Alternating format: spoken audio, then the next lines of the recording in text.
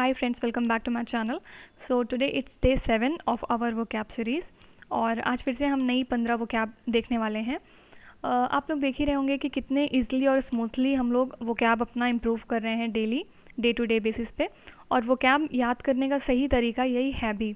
और trust me guys, मैं भी आपके साथ याद करती हूँ ये सारे वो जो भी मैं आपको पढ़ाती हूँ ये मैं खुद भी याद करती हूँ, क्योंकि मुझे भी बहुत सारे एग्ज़ाम्स देने हैं, तो ये मेरे लिए भी काफ़ी ज़्यादा फिर बेनिफिशियल हो जाता है। तो जैसे मैं याद करती हूँ फिर क्विज़ अटेम्प्ट करती हूँ, वैसे आप लोग भी करिए ताकि आप लोग के लिए भी काफ़ी ज़्यादा फ़ायदेमंद साबित हो। तो without any further delay let's get started. Okay, first of all starting with one word substitutes. First है यहाँ पे आज a seductive women who uses her sex appeal to exploit man. इसको देखिए, आम बोलचाल की भाषा में कभी कभी कह देते हैं कैरेक्टरलेस वुमेन, तो उसके लिए हम वन वर्ड यूज़ करते हैं कोक्वेट। और ये देखिए, मिस स्पेलिंग वाली प्रॉब्लम में भी ये वर्ड कई बार पूछा गया है, तो आप इसकी स्पेलिंग थोड़ा सा ध्यान रखिएगा। सेकेंड है a place where people are buried, यानी ऐसे ज़िंदा नहीं, मरने के बाद ऑब्वियसली, तो यानी कब्र में जहाँ दफनाते हैं उस प्लेस को क्या बोलते हैं? कैटाकॉम्ब बोलते हैं। कब्र यानी एक दूसरे से संबंधित।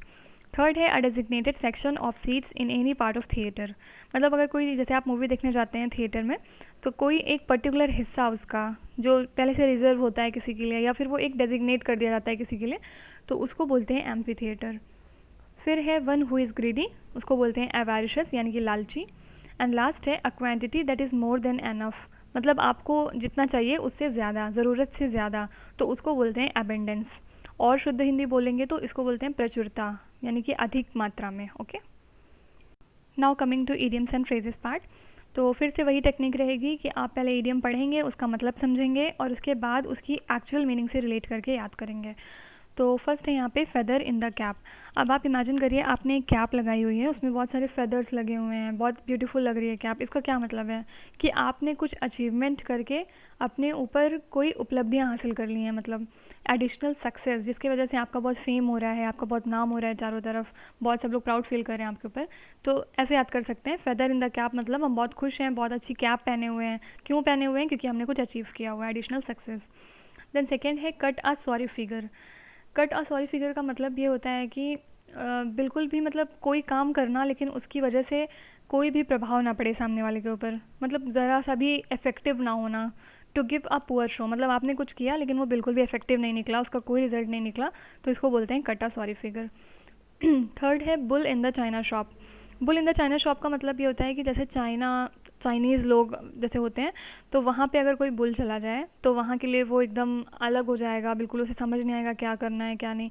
तो ऐसे याद कर सकते हैं कि one who is out of place in a delicate situation, मतलब आप ऐसी जगह पहुँच गए हैं जहाँ आपको जिसका बिल्कुल आइडिया नहीं है, लेकिन आप वहाँ पे एलियन हैं एक तरह से, तो ये हो गया bull in the china shop. Then fourth है बीट हॉलो। बीट हॉलो का मतलब होता है किसी को बहुत बुरी तरह से हराना या पराजित करना। To defeat thoroughly and convincingly, मतलब बहुत बुरी हार, इसको बोलते हैं बीट हॉलो। अब आप मुझे बताइए, मैंने पिछली वीडियो में इससे रिलेटेड एक और वर्ड इडियम बताया था आपको, बीट ब्लैक एंड ब्लू, उसका मतलब अगर आपको याद हो तो आप मुझे कमेंट सेक्शन में बताइए। और लास्ट है एन ओलिव ब्रांच।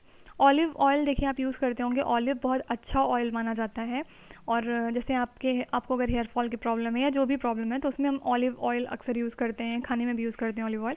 तो इसका मतलब ये हो गया कि पीस ट्रीटी, मतलब कोई चीज़ अच्छी है, मतलब जैसे जो शांतिपूर्ण वाली संधियाँ होती थी पहले युद्ध के बाद, उसको बोलते हैं पीस ट्रीटी। तो ऑलिव ब्रांच उसके लिए ईडियम यूज़ होता है। सो इडियम्स एंड फ्रेजेस यहाँ पे ख़त्म होता है। Then moving on with new words. तो आज फिर से हम लोग एज यूजल 5 नए वर्ड सीखेंगे। तो फर्स्ट है यहाँ पे कार्डिनल। ये तो बचपन से आपने पढ़ा होगा, कार्डिनल नंबर, ऑर्डिनल नंबर्स, इसका मतलब होता है very most important.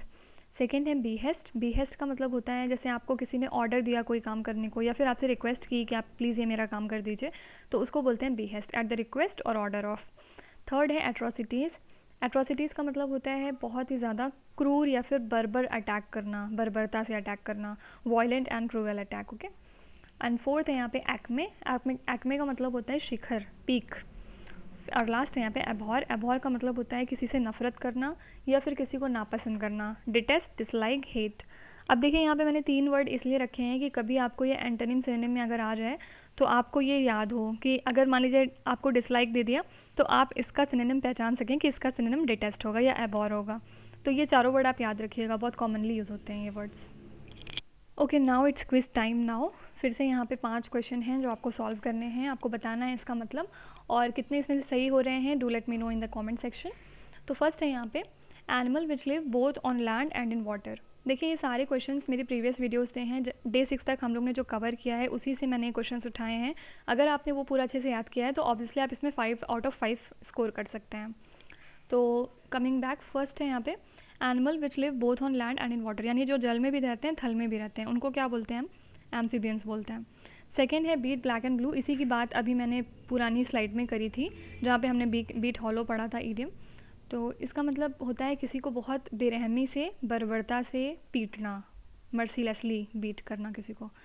Then third है कारकास। कारकास का मतलब मैंने आपको बताया था, किसी लार्ज एनिमल की डेड बॉडी, उसको बोलते हैं कारकास।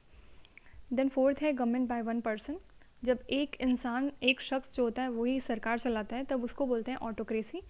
एंड लास्ट है यहाँ पे cry for the moon. Cry for the moon का मतलब होता है ऐसी चीज़ के लिए रोना जिसको पाना लगभग नामुमकिन है। तो ये हो गया 5 क्वेश्चंस यहाँ पे। आप बताइए मुझे आपने कितना स्कोर किया है। So our today's task is completed. Thank you so much for watching till the end. Please let me know कि आपको ये सीरीज़ कैसी लग रही है, मैं ये सीरीज़ कंटिन्यू करूँ नहीं करूँ।